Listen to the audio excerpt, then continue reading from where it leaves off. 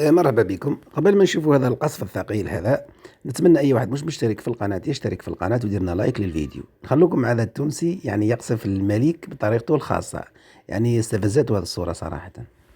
والله بعد مدة ارتحت فيها في التيك توك والانستغرام الحقيقة، ما راني ريت تصويره استفزتني الحقيقة.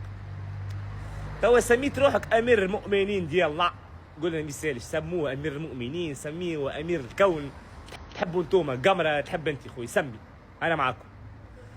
طبعت العلاقات مع كلمة سماوش الكلاب، قلنا مثالش هو يعرف خير، هو مقافز وغريب ديال الله ويعرف، فهمت، وغريب بحجمه عم ديال الحجم كبير. اما تلبس لي سرور بالنوار وشات الصفي بوتيك فندي.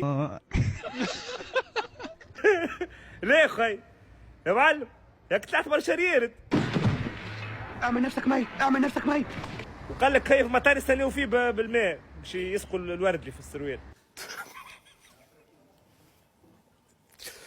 لا وفي الفيديو قبل مع انت هو حاتك الجبه بتاعهم تقول في حمام، يرى شو يعمل هكا مريض، قال لك امير المؤمنين ديال الله مريض. وبصفتي أمير المؤمنين غلط انا. انت بتتكلم جد؟ عاش الملك ديال الله، عاش السروال ديال الملك. محمد السادس والله يحفظ